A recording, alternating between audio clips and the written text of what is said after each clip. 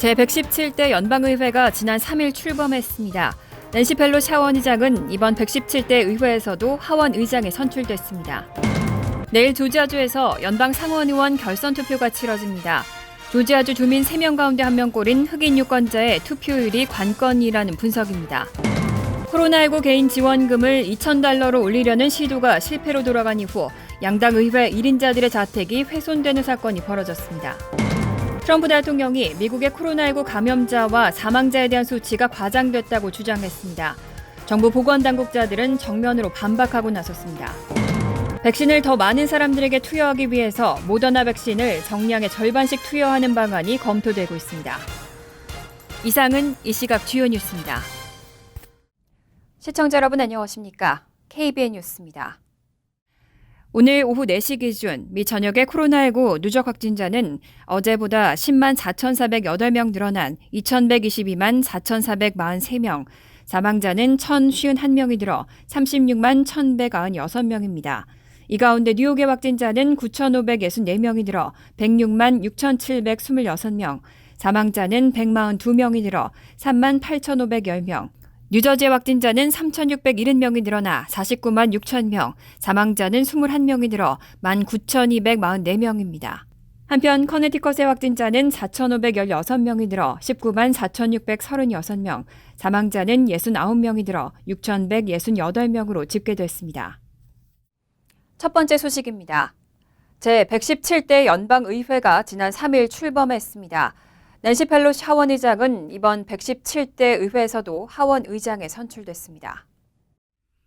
지난해 11월 3일 대선과 함께 치른 의회 선거에서 당선된 상하원 의원들이 3일 정오 소집된 의회에서 공식 임기를 시작했습니다. 117대 의회는 상하원 주도권을 놓고 양당 간 경합이 더욱 치열해졌습니다. 하원에서 민주당은 116대 의회 때 공화당에 30석이 넘게 우위를 보였지만 새 의회에선 222석 대 211석으로 격차가 크게 줄었습니다. 전체 435석 중 1석은 미정이고 1석은 공화당 당선자가 최근 코로나19 합병증으로 숨져 공석입니다. 하원은 의장 선출 투표에서 지난 2년간 의장을 지낸 낸시 펠로시를 하원 의장으로 다시 뽑았습니다. 펠로시 의장은 20일 출범하는 민주당 바이든 행정부의 전반기에 맞춰 2년간 하원을 이끌게 됩니다.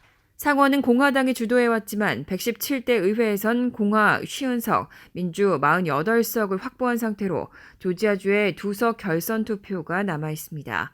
5일 열릴 결선 투표에서 공화당은 한 곳만 이겨도 다수당을 지키게 되고 민주당이 2석을 모두 가지면 상원의장인 부통령이 캐스팅 보트를 행사해 민주당이 주도할 수 있습니다.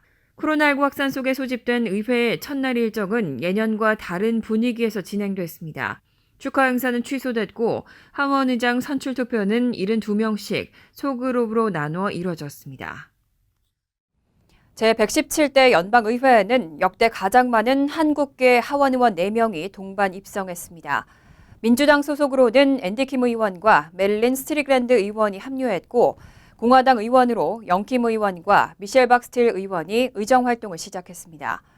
스트릭랜드 후보는 개원식에 한복을 입고 참여해 화제가 되기도 했습니다. 제117대 연방의회에는 역대 가장 많은 수인 4명의 하원 의원이 동반 입성했습니다. 조 바이든 대통령 당선인과 호흡을 맞출 민주당 소속으로는 앤디 킴 의원이 재선에 성공했고 메릴린 스트릭랜드 의원도 합류했습니다. 영킴, 미셸 박스틸 의원은 야당으로 위치가 바뀌는 공화당 의원으로서 각각 의정 활동을 시작했습니다. 앤디 킴 의원은 2018년에 이어 뉴저지주 제3선거구에서 다시 유권자의 선택을 받았습니다. 한국계가 연방의원 재선에 성공한 것은 2000년 제이 킴 의원 이후 20년 만입니다. 김 의원은 2009년부터 이라크 전문가로 국방부에 발을 들여놓은 뒤 오바마 행정부에서 무장단체 이슬람 국가 폭격에 기여했습니다. 워싱턴주 제10선거구에서 당선된 스트릭랜드 의원은 서울에서 한국계 어머니와 아프리카계 아버지 사이에서 혼혈로 태어나 3살 때 워싱턴주 타코마에 정착했고 타코마 시의원과 시장, 시애틀 광역상공회의소 최고 경영자를 지냈습니다. 이날 개원식에서는 붉은색 저고리와 보라색 치마 등 한복을 차려입고 등장해 언론의 집중 조명을 받기도 했습니다. 영킴 의원은 캘리포니아주 제29선거구에서 재수 끝에 하원에 입성했습니다. 미셸 박스틸 의원은 캘리포니아주 제48선거구에서 승리를 거머쥐었습니다. 내일 조지아주에서 연방 상원 의원 결선 투표가 치러집니다. 결선 투표의 결과로 향후 2년간 상원의 권력 지도가 결정되는 만큼 양당이 총력전을 펼치고 있는데요. 특히 내일 투표는 조지아주 주민 3명 가운데 1명꼴인 흑인 유권자의 표심에 달려있다는 분석이 나왔습니다. 내일 조지아주에서는 앞으로 2년간 상원의 권력 지도를 결정할 연방 상원 의원 결선 투표가 치러집니다. 공화당의 켈리 래플러 상원 의원과 흑인인 민주당의 라파엘 워너 후보, 역시 공화당의 데이빗 퍼듀 상원 의원과 존 오소프 민주당 후보가 결전을 앞두고 있습니다. 현직인 공화당 의원들에게 민주당 신예가 도전하는 모양입니다. 이번 선거는 단순히 상원 의원 2명을 뽑는 의미를 뛰어넘어 선거 결과에 따라 상원 다수당이 결정되기 때문에 양당이 총력전을 펼치고 있습니다. 투표 열기도 어느 때보다 뜨겁습니다. AFP 통신에 따르면 지난달 14일부터 지난 1일까지 진행된 사전투표엔 등록 유권자 700만 명 중 300만 명 이상이 참여해 결선 투표 역사상 최고 수치를 기록했습니다. 특히 언론들은 이번 결선 투표를 좌우할 핵심은 흑인 유권자라고 분석했습니다. 조지아 주민 3명 중 1명은 아프리카계 미국인입니다. 조지아대 정치학 교수인 트레이 후드는 흑인 유권자가 조지아에서 민주당 후보들의 가장 큰 기반 중 하나이기에 흑인 투표율이 관건이라고 말했습니다. 로이터 통신은 사전투표에서도 투표자 수의 3분의 1이 흑인이었다며 11월 3일 상원 선거의 흑인 유권자 비율 27%보다 늘어난 것이라고 전했습니다. 코로나19 대응을 위한 경기 부양책 가운데 개인 지원금을 $2,000로 올리려는 시도는 결국 실패로 돌아갔는데요. 이후 양당 의회 1인자들의 자택이 훼손되는 사건이 벌어졌습니다. 2일 뉴욕타임스와 AP통신에 따르면 이날 새벽 미치 매코널 공화당 상원 원내대표의 켄터키주 루이빌 자택 현관문에 누군가 스프레이로 내 돈은 어디 있냐고 적었습니다. 자택 창문에도 빨간색과 하얀색 스프레이로 미치가 가난한 사람들을 죽인다는 낙서가 그려졌고 우편 쪽에는 욕설도 적혔습니다. 루이빌 경찰은 오전 5시께 사건이 벌어진 것으로 보고 용의자를 색출하고 있습니다. 이에 앞서 새해 첫날인 전날 새벽 2시에는 샌프란시스코 퍼시픽 하이츠의 민주당 소속 낸시 펠로시 의장의 소유라고 알려진 한 주택에서도 기물 파손 신고가 접수됐습니다. 펠로시 의장의 자택 차고문에는 $2,000, 집세를 무효화하라는 등의 문구가 적혔고 돼지머리와 가짜 피도 발견됐습니다. 샌프란시스코 경찰도 관련 수사에 착수했습니다. 양당의회 권력을 대표하는 두 사람의 집이 연달아 훼손된 사건은 지난달 29일 매코널 원내대표가 코로나19 대국민 지원금을 기존 $600에서 $2,000로 증액하려는 시도에 제동을 건 이후 발생한 겁니다. 매코널 원내대표는 성명을 내고 한평생 수정헌법 1조를 위해 싸웠고 평화 시위를 옹호했지만 반달리즘과 두려움의 정치는 우리 사회에 설 자리가 없다고 맹비난했습니다. 펠로시 의장 측은 아직 이번 사건에 대해 입장을 밝히지 않았습니다. 트럼프 대통령이 미국의 코로나19 감염자와 사망자에 대한 수치가 과장됐다고 주장했습니다. 여기에 정부 보건당국자들은 정면으로 반박하고 나섰습니다. 파우치 소장은 전염병에 직면한 현실을 거듭 강조하면서 방역 수칙에 따를 것을 당부했습니다. 트럼프 대통령은 3일 트위터에 미국의 중국 바이러스 발병자와 사망자 수는 고의로 매우 부정확하고 다른 나라들은 적게 보고하는 것에 비해 질병통제예방센터의 터무니없는 측정 방법 때문에 미국에서는 매우 과장됐다는 글을 올렸습니다. 대통령이 자국 보건당국에 대한 불신을 공개적으로 표출하면서 미국민 17명 중 1명이 코로나19에 감염됐다는 수치를 부정한 셈입니다.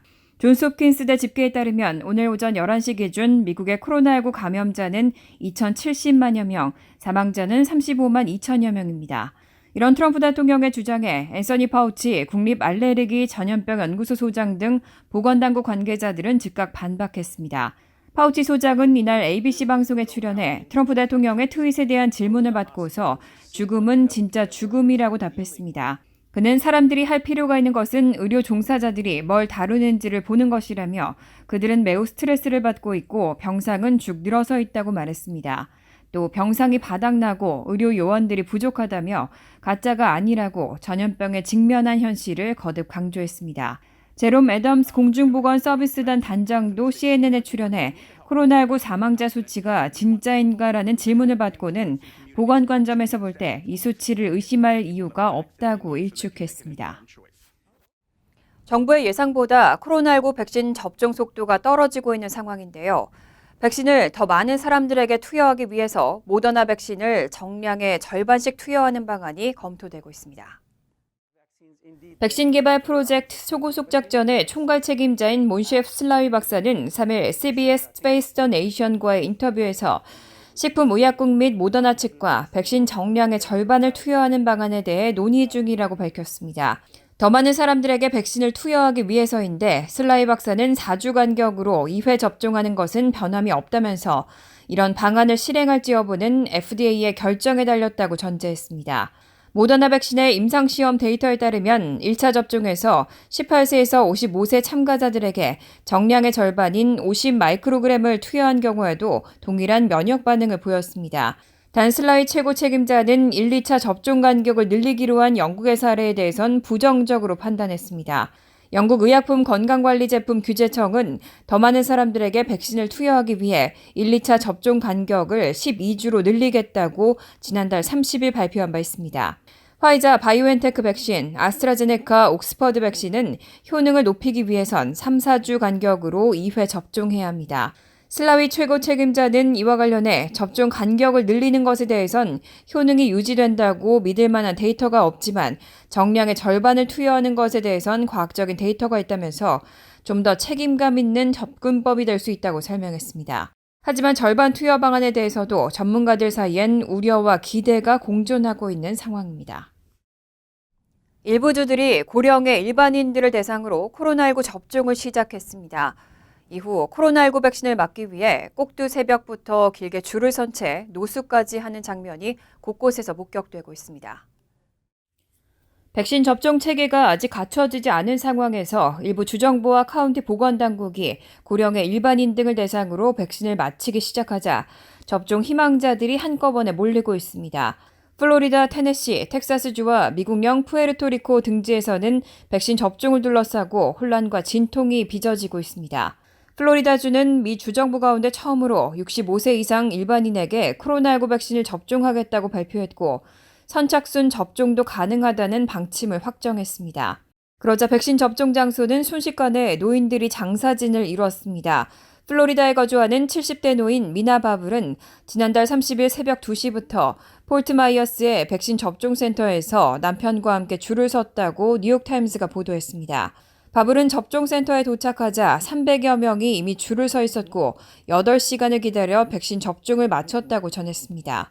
테네시주 중남부의 소도시 털러오마에서는 지난 2일 노인들이 담요 속에 웅크린 채 줄을 선 장면이 소셜미디어에 올라왔습니다. 백신 접종 예약 시스템이 무용지물이 되는 상황도 속출했습니다.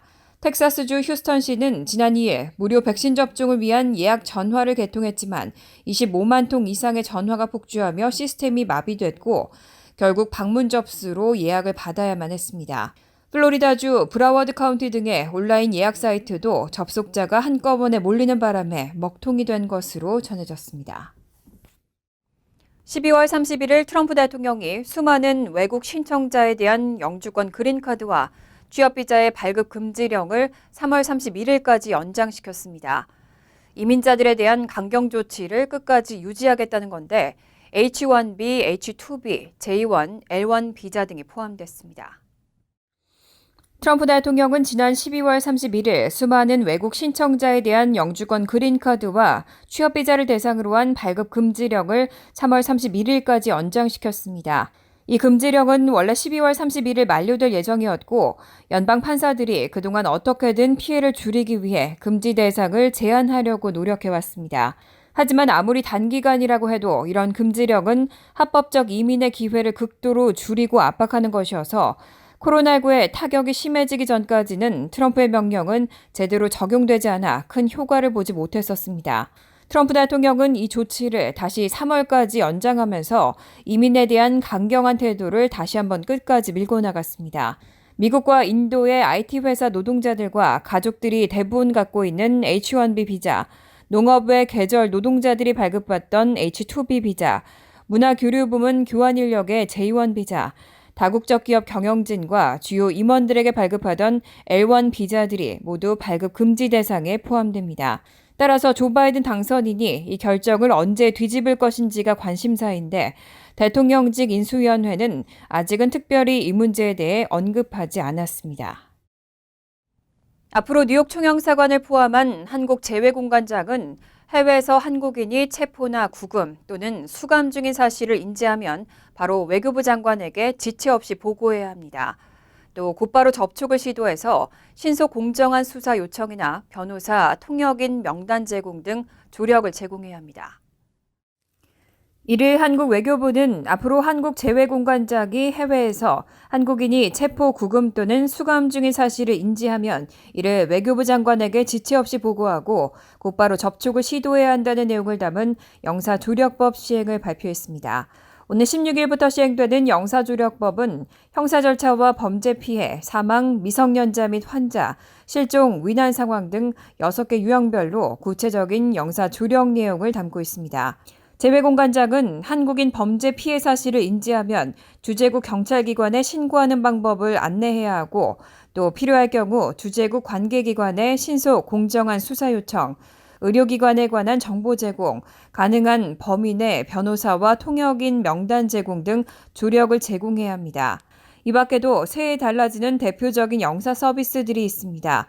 여권법 개정에 따라 5일부터는 병역을 마치지 못해도 유효기간 5년의 복수 여권을 발급받을 수 있게 됩니다. 또 온라인상에서 여권 재발급을 신청하는 제도도 지난달 18일부터 시행되고 있습니다. 금융거래 시 신분증으로 활용되는 여권의 진위를 확인하는 서비스도 제공됩니다. 영사 콜센터 서비스도 개선됩니다. 무료 전화 앱을 통해 해외에서 통화료 없이 영사 콜센터 연결이 가능하고 카카오톡으로 실시간 상담도 받을 수 있습니다. 영사민원 24 앱으로 언제 어디서나 민원 서비스를 이용할 수 있고 온라인 인증이 가능한 발급 대상 문서도 확대됩니다.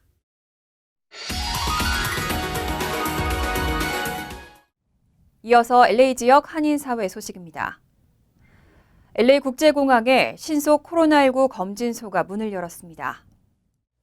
LA 공항공사는 공항에서는 처음으로 3시간에서 5시간 내에 감염 여부를 확인할 수 있는 신속 코로나19 검진소가 마련됐다고 밝혔습니다.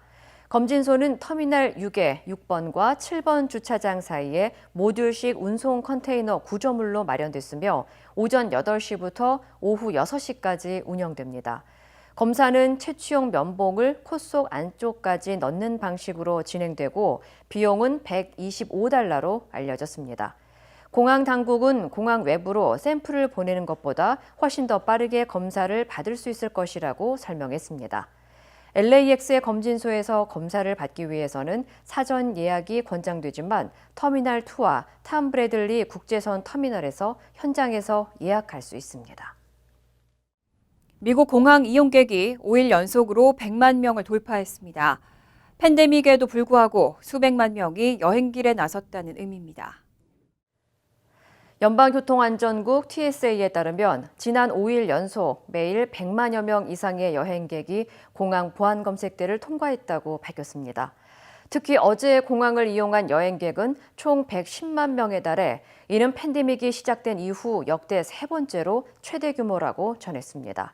당국은 예년 같은 기간 여행객 수보다 줄어든 수치지만 최근 여행 수요 급증이 자칫 추가 확산세로 이어질 수 있다며 상황을 예의주시하고 있습니다. 한편 미국은 어제에 이어 오늘도 역대 최대 코로나19 사망자를 기록하면서 현재까지 누적 사망자 수는 33만 8,656명으로 집계됐습니다. 간추린 소식입니다. 트럼프 대통령이 행사한 국방수권법 거부권이 결국 무효가 됐습니다. 상원은 지난 1일 법안을 표결에 붙이고 찬성 81표 대 반대 13표로 재의결했습니다. 새해 첫날 표결이 이뤄진 것은 이례적인 일입니다. 하원은 지난달 28일 찬성 322표, 반대 87표로 재의결을 이미 마쳤습니다. 트럼프 대통령 취임 이후 의회가 대통령의 거부권을 무효로 만든 사례는 이번이 처음입니다. 코로나19 상황이 심각해지면서 오는 20일 예정된 대통령 취임식 규모가 대폭 축소되고 대부분 온라인으로 대체될 예정인 것으로 알려졌습니다. 대통령 취임식 준비위원회는 취임식 참석자를 줄이기 위해 취임 선서 후 가상 퍼레이드를 할 것이라고 밝혔습니다. 준비위는 가상 퍼레이드는 지난해 여름 온라인으로 진행된 민주당 전당대회 프로그램과 유사하다면서 퍼레이드는 미국의 영웅들을 기리고 각계각층의 미국인을 부각하며 새로운 미국의 다양성과 유산 등을 반영할 것이라고 덧붙였습니다. 한국질병관리청에 따르면 한국에 입국하는 외국인은 코로나19 유전자 증폭검사 음성 확인서를 입국 심사 때 제출해야 합니다. 코로나19 검역을 강화해 변이 바이러스 국내 유입을 차단하려는 조치로 보입니다. 질병관리청은 PCR 음성 확인서 제출 의무화는 공항은 8일 입국자부터, 항만은 15일 승선자부터 적용한다고 밝혔습니다. 한인 시민권자 등 한국을 방문하는 외국인 입국자는 출발일 기준 72시간 이내에 발급받은 PCR 음성 확인서를 제출해야 합니다. 유저지주 차량국은 지난해 말로 종료된 운전면허증과 자동차 등록갱신, 자동차 인스펙션, 유저지 아이디, 임시 태그 등의 유효기간을 연장하지 않겠다고 밝혔습니다. 유저지주 차량국은 지난해 7월 코로나19 사태에 따른 업무 차질로 인해 유효기간이 2020년 6월 1일부터 8월 31일인 운전면허증 등의 유효기간을 2020년 12월 31일까지로 연장한 바 있습니다. 환율과 증권 소식입니다.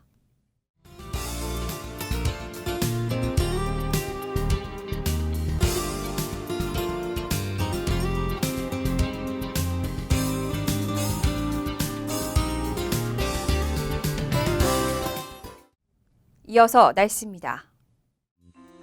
화요일은 대체로 구름이 많겠습니다. 낮 최고 기온은 42도, 섭씨 6도, 밤 최저 기온은 32도, 섭씨 0도로 예상됩니다. 수요일은 화창하겠습니다. 목요일도 화창한 날씨가 이어지겠습니다. 이상으로 KBN 뉴스를 마칩니다. KBN과 함께 즐거운 저녁 되시기 바랍니다.